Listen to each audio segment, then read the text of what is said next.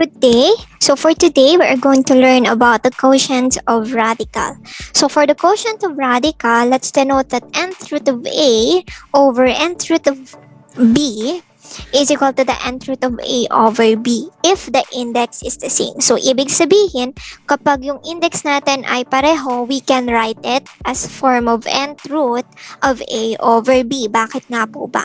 Because sometimes we can simplify the fraction, which is A over B, before getting the root. Or we can also simplify each numerator and denominator if and only if they don't have the same index or if the fraction cannot be simplified. So let's have an example. So for our example number 1, we have the square root of 2 over the square root of 8.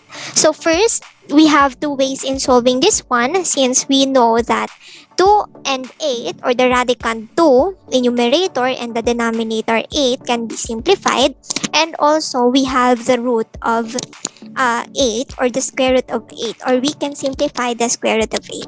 So now let's try to solve it first using this form, which is solving or simplifying the numerator and the denominator separately.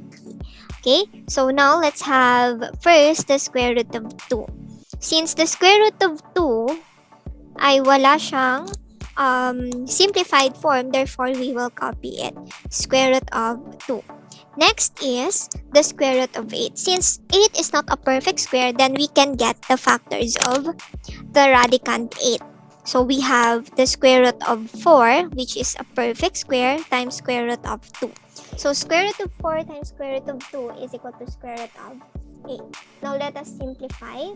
Since we have the numerator and the denominator, which is square root of 2, we can cancel this one.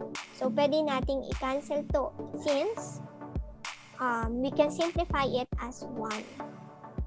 So therefore, our numerator will be 1 and the denominator, which is square root of 4, is equal to 2. So pag sinimplify natin siya, square root of 4 is equal to square root of 2. And our final answer will be 1/2. So next is the second method in solving this kind of example. The square root of, so second way. So we have the square root of 2 over the square root of 8. So how are we going to simplify it? If we remember that if our numerator and denominator has the same index, then we can write it as square root of 2 over 8. And then we can simplify the fraction or the radicand if meron siyang simplified form. So therefore, 2 over 8, if we simplify it, we can get the 1 over 4. So 1/4. And then when we get the roots of 1/4, then it becomes 1/2. Bakit po naging 1/2? Since the square root of 1 is equal to 1 and the square root of 4 is equal to 4. Paano nangyari yon? So if you remember, we can write it separately. So it becomes the square root of 1 over the square root of 4. And kapag kinuha natin yung root niya, the square root of 1 will be 1 and the square root of 4 will be 2. Therefore, our answer is 1/2. So if you can see, we get the same answer using two different methods. So now, let's proceed with example number 2. For our example number 2, we have the square root of 3 over 16. So the radical is 1.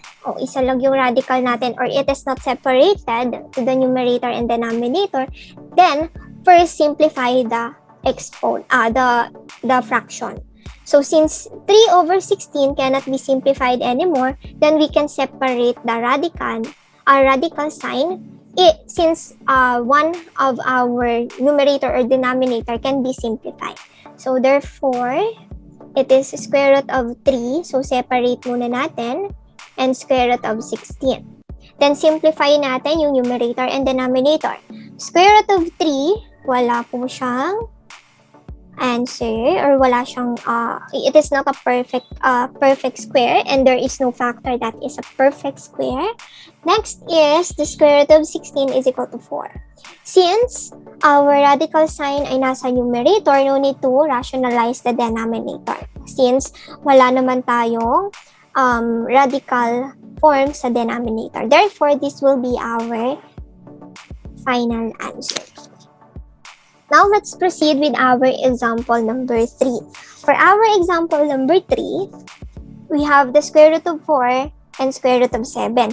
If we rewrite it as square root of 4 over 7, 4 over 7, wala siyang simplified form. Therefore, we will not put this or write in this form. Hindi na natin isusulat siya ng ganitong form. So, let me erase this first.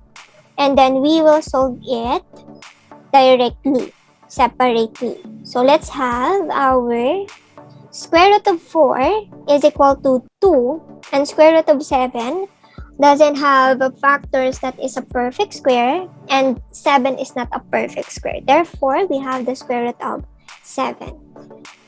In here, our radical sign is in the denominator. Therefore, we need to rationalize the denominator. So, paano ba natin siya mara-rationalize?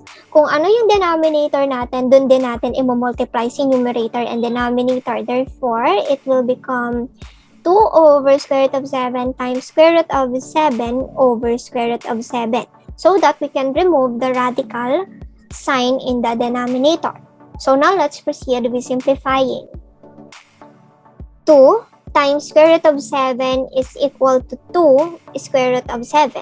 And the denominator will be 2, square root of 7 times square root of 7 would be square root of 49. And when we simplify this one, 2 square root of 7 over square root of 49 is equal to 2 square root of 7. Since 2 square root of 7 cannot be simplified anymore, then we can simplify the denominator. The square root of 49 is equal to 7. So our final answer would be 2 square root of 7 over 7. Next would be our example number 4. So for our example number 4,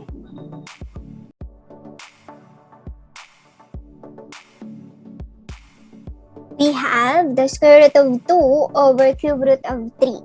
So for our example number 4, first is to simplify our radical into rational, or transform our radical to rational, since the index of our given numerator and denominator is not the same.